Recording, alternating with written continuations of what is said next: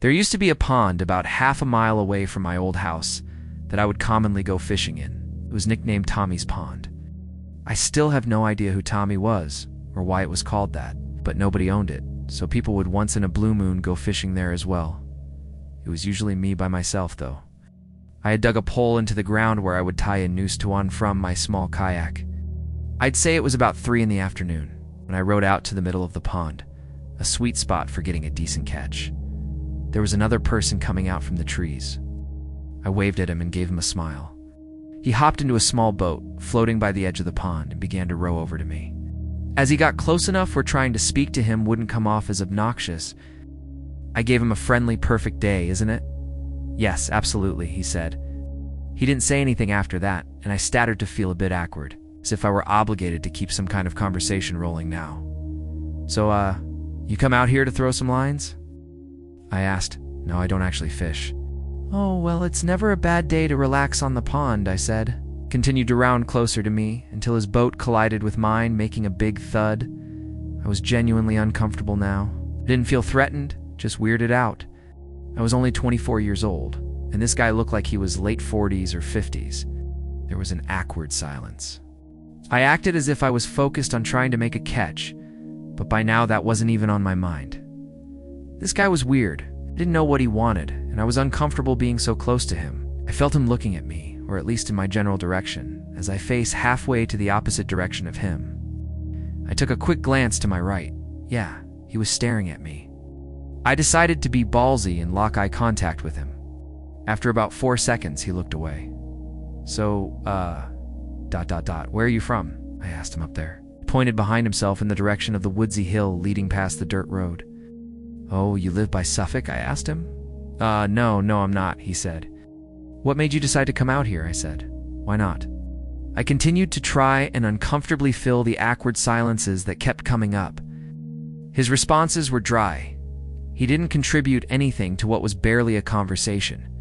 He just sat there, not doing any ting, with half a smile on his face, looking either at me or in my general direction throughout. I was creeped out. My heart was racing at this point. I'd go as far as saying I was nervous for my life. We were surrounded by trees in all directions in the middle of the pond. I started to row a bit closer to land, but in a very low-key kind of way, trying to play it off as me just trying to find a better spot to find some fish. I was horrified when I saw he was following me. What a great day, huh? I felt the shake in my voice.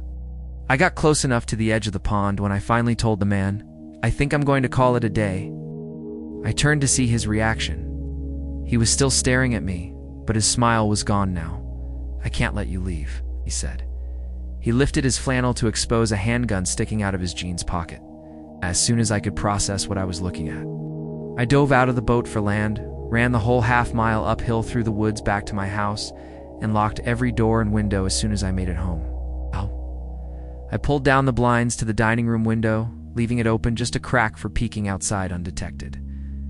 It started to get dark out, and I left all of the lights off, still peeking out to the front yard, making sure I wasn't followed. The time came when I eventually decided I wasn't followed. I realize now, like you, that not calling the police immediately was a huge mistake. I kept my bedroom windows open to let the room air out. My bedroom was on the 2nd floor, so I wasn't worried about being watched through the window, about half an hour after shutting the light off and falling under the covers. I heard the sound of leaves crunching from outside. I sat up to hear it more clearly. There was definitely something walking around out there. Normally, I would assume it was a deer or a bear, but after what just happened, I was still in paranoia mode. I sat up as still as a statue, except for my shaking out of fear, waiting as the sounds of the steps stopped. Hey buddy, you up there? Are you trying to sleep? Sorry, I didn't mean to wake you. Felt like 100 pounds just dropped directly onto my chest. It was the same voice. I knew it right away. I didn't make a sound.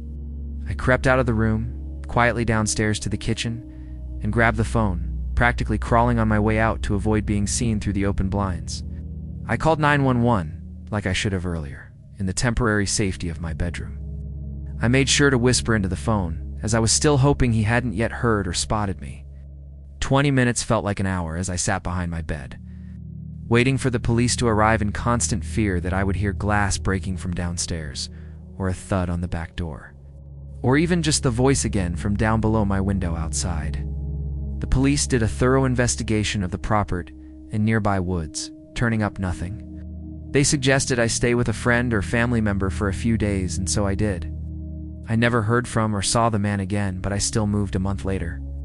I couldn't deal with the constant fear and paranoia of being watched through my windows. I feel much more comfortable fishing out by the bay now.